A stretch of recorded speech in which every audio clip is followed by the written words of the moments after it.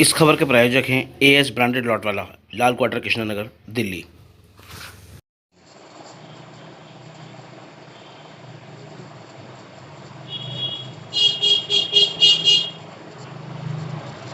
पुरानी दिल्ली की आन बान शान कहे जाने वाले एंग्लो अरबिक स्कूल का मुद्दा इन दिनों बहुत हाई है।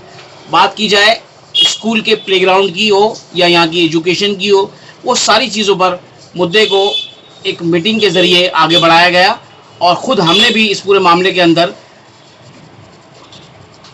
पहल की और इस मुद्दे को हमने भी प्रायोरिटी से, प्रमुखता से उठाया। अब उसके अंदर जिस तरह से गहमा गहमी हुई, आंदोलन हुआ और अलग अलग तरीके से मीटिंगें हुई, बड़े लोगों का दखल हुआ और सारे लोगों ने सर जोड़कर इसमें बात को आगे बढ़ाया, तो उसका नतीजा ये हुआ कि आज उस स्कूल के अंदर कमेटी और जो दूसरे लोग हैं, जो जिम्मेदार हैं, इंतज़ामिया जो जिम्मेदार हैं, उन्होंने एक्टिविटी करी और वहाँ स्कूल की जो प्लेग्राउंड है उसकी सफाई होनी शुरू हो गई। अभी हमारे साथ बात करने के लिए मौजूद हैं जावेद सिद्दीकी साहब। उनसे हम बात करेंगे कि ये मुद्दा जब उठाया गया था और तब से लेकर अब तक इसे कैसे देख रहे हैं आप। अस्सलाम वालेकुम। सबसे पहले मैं जनाब गुलजार अहमद साहब का शुक्रिया अदा करता हूँ। आपने मामले की संजीदगी और इसकी अहमियत को देखते हुए सबसे पहले पहल की और मुझसे ख्वाहिश जाहिर की जावेद भाई, इस बारे में जो आप मीटिंग्स कर रहे हैं और इस बारे में जो आप बातें कर रहे हैं, मैं चाहता हूं कि आप मुझे जो भी हालात हाजिर है उससे हमें रूबरू कराएं और जो एक्चुअलिटी है वो हमारे सामने रखें। तो न्यूज़ वर्ल्ड फॉर यू का मैं दिल से शुक्रगुजार हूं। सबसे पहले आपने इसकी फिक्रमंदी जाहिर करते हुए हमारा इंटरव्यू दिया और इस बात को उठाने के लिए हमारे लिए मदद की, मैं आपका शुक्रिया अदा करता हूँ। और तमाम उस अवाम का जिसने उस मुद्दे पर हमारा साथ दिया और साथ देकर आज स्कूल इंतज़ामिया को, दिल्ली एजुकेशन सोसाइटी को सामने आके बात करने की और उसकी सफाई पेश करने की ज़रूरत पेश आई। देखिए, खलील साहब हमारे अजीज़ हैं, बुज़ुर्ग हैं और हमारे सीनियर हैं। आपने हमारे साथ जब मैं तालीम था उस दौर में हमारे साथ काम किया और मैं आपकी दिल से इज़्ज़त करता हूँ। लेकिन एक चीज़ मैं ज़रूर आपसे रखना चाहता हूँ, कहना चाहता हूँ कि जैसा कि आपने बताया कि पिछले 6 साल से यहाँ पर मीटिंगें वगैरह नहीं हुई और ये सारी चीज़ें हैं, तो मैं आपसे ये भी दरख्वास्त करना चाहता हूँ कि अगर मीटिंग नहीं हो रही थी तो दिल्ली एजुकेशन सोसाइटी के मेंबरास जो थी उन सबको इकट्ठा होकर इसके बारे में आवाज़ उठानी चाहिए थी, इसके बारे में काम करना चाहिए था, इसकी इंतज़ामिया के बारे में जो भी चीज़ें थी उनको तय करना चाहिए था कि अब इस इदारे को बेसहारा ना किया जाए, इसको डवारिस ना किया जाए और इस ग्राउंड के लिए बराबर कंटिन्यूटी के साथ में काम किस तरह से किया जाए। तो पिछली बातों को ना दोहराकर मैं चाहूँगा कि आगे की बात करें हम। पिछली सवाइयाँ आपने दी, ठीक है, जो भी था, लेकिन उन सवाइयों से हमारा मकसद हल नहीं होता।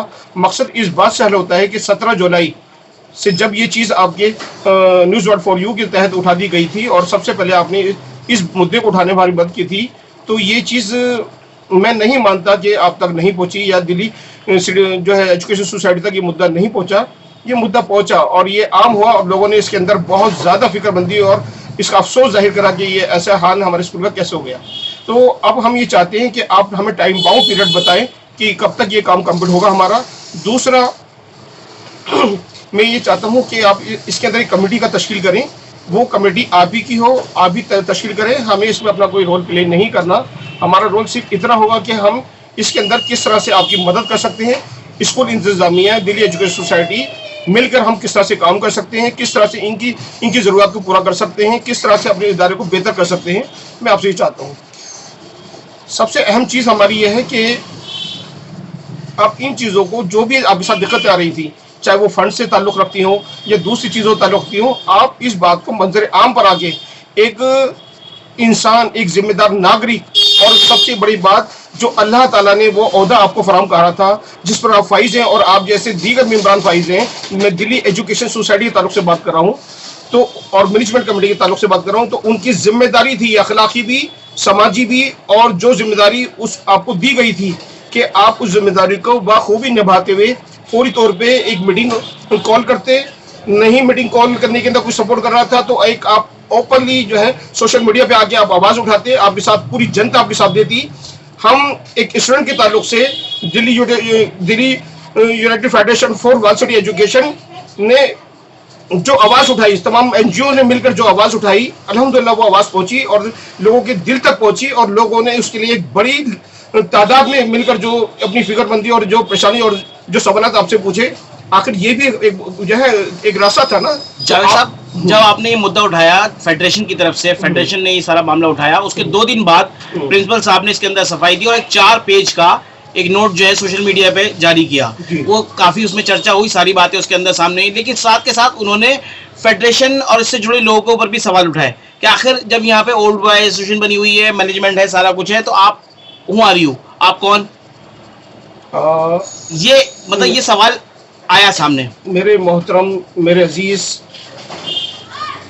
हमारे प्रिंसिपल साहब, सवाल क्यों उठाया गया, इसके पीछे भी हमारे पास सवाल है कि क्यों आपने इस हालात पर स्कूल को लाए और क्यों ऐसी हालात पर हमारे ग्राउंड आया कि हमें इसके लिए खड़ा होना पड़ा। जो जिम्मेदारी आपको निभानी थी वो जिम्मेदारी हमें उठानी पड़ी, क्योंकि वहाँ पर ये सब काम उन लोगों ने, जो जिम्मेदारी हमारी अवाम ने दी थी आपको, हमारे पुरानी दिल्ली के लोगों ने दी थी, वो जिम्मेदारी आप लोगों ने नहीं निभाई। अगर ये जिम्मेदारी आप निभाते तो हमें ये सवाल उठाने की जरूरत नहीं थी। क्यों इस मैनेजमेंट हमारा जो है वो इस क्या नाम है नाकाम हुआ, क्यों हमारी दिल्ली एजुकेशन सोसाइटी नाकाम हुई, आखिर जो चीजें आज आप करने के लिए मजबूर हुए वो पहले वो काम क्यों नहीं हुए। सवाल इस बात का बनता है कि ये नौबत हमें आखिर क्यों थक हार के उठानी पड़ी। जब हम लोग आपसे मीटिंग कर रहे थे, जब बार बार आपके पास जा रहे थे, हमें आप लोगों ने कितनी तरजीह दी, कितनी हमारी बात सुनवाई की, कितना हमें रिजल्ट दिया। बिल्कुल हमें आपने मजबूर करा कि हम ये आवाज उठाएं, क्योंकि देखिए खुदा भी हमसे सवाल करेगा। हमारे ऊपर भी जिम्मेदारी बनती है, समाज की भी, इंसानियत की भी, और अपने इदारे से जिससे दी हुई तालीम के तहत आज हम इस मुकाम पे खड़े हैं, और जो कुछ भी आज हमारे इस स्कूल और इस इदारे की बदौलत है, क्या इस पे हमारा कर्ज नहीं है कि इस पे हमारी कोई जिम्मेदारी नहीं बनती। और हमें आवाज उठानी पड़ी इसलिए क्योंकि हमें दर्द है, क्योंकि हमें फिक्र है, हमें दुख है इस बात का कि जिन लोगों को ये जिम्मेदारी गई थी उन लोगों ने अपनी जिम्मेदारी को क्यों नहीं समझा। हम बहुत मुतबाना आपसे दरख्वास्त करते हैं कि इसके लिए एक बहुत जल्द एक कमेटी तश्कील करें और कमेटी देके टाइम बाउंड तरीके से इसके लिए काम करें। जो भी जिस तरह की मदद करिए, पुरानी दिल्ली की आवाम खड़ी है आपके साथ मिलकर काम करने के लिए। और मैं आपके तहत एक मैसेज बहुत जरूर देना चाहता हूँ, क्योंकि हमारी नॉलेज में एक ऐसी चीज आई है, लोग इसका लोगों की जज्बात का नाजायज फायदा उठा रहे हैं और इसके लिए फंड रेज करने की कोशिश कर रहे हैं।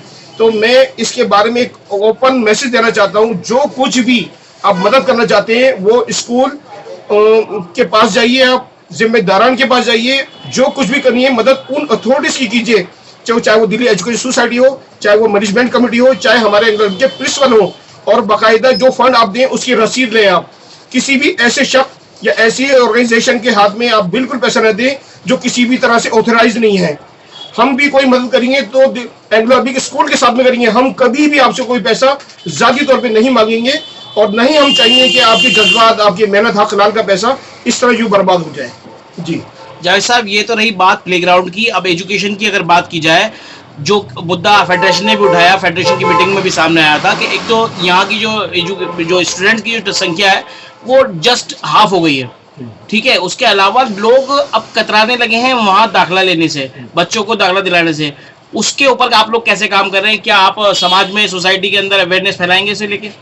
देखिए, सबसे बड़ी दिक्कत यह है कि दिल्ली एजुकेशन सोसाइटी जो इसके अंदर अपनी प्लानिंग के तहत काम करती है, जो एक अथॉरिटी कायम की गई है, उसके जरिए ही सारे काम होंगे। तो हमारी 12 उनसे ये दरख्वास्त है, जो भी दिक्कतें हैं, जो भी परेशानियाँ हैं, वो हमसे बैठ के आमने सामने आप हल करें। और उसके अंदर हमारे पास बहुत से ऐसी चीज़ें हैं जिनके ज़रिए इन चीज़ों को बाखूबी हल किया जा सकता है। बहुत से काबिल लोग हमारे साथ ऐसे हैं जो इसके अंदर बहुत मददगार साबित हो सकते हैं। बहुत से ऐसे खादिम मिलत लोग हैं जो इसके अंदर अपनी मदद करना और देना चाहते हैं। तो ये सब चीज़ें तभी हल हो सकती हैं जब वो हमारे आमने सामने बैठ के बात करें और एक मीटिंग अपॉइंट करें, जिसके अंदर दिल्ली के जिम्मेदारान जो हैं उनको बुलाएं, और बुला के जब वो एक टीम तश्कील हो जाएगी तो इंशाल्लाह बहुत ही खुशनुमा माहौल के अंदर इन सब चीज़ों को बखूबी हल किया जा सकता है। कोई भी दिक्कत दिल्ली एजुकेशन सोसाइटी को, जो मैनेजमेंट को है, वो जब तक हमारे सामने बैठ के बात नहीं करेगी तो हम इस परेशानी को हल करने में आपके साथ कैसे मदद करेंगे। तो मेरी दरख्वास्त है वाइस चांसलर ऑफ जामिया से, मेरी दरख्वास्त है मैनेजमेंट कमेटी से, मेरी दरख्वास्त दिल्ली एजुकेशन सोसाइटी से कि इस बारे में अगर आप संजीदा हैं, वाकई कुछ चाहते हैं, हमारे स्कूल की बेहतरी हो, उसके अंदर जो भी काम है वो हो, तो इंशाल्लाह हर चीज़ मौजूद है, हर वो रास्ता मौजूद है, हर वो लेटेस्ट से लेटेस्ट चीज़ के अंदर हम मदद करने के लिए तैयार है, जो हमारे स्कूल के बच्चों के लिए बहुत अहम और ज़रूरी है। बहुत बहुत शुक्रिया। Thank you.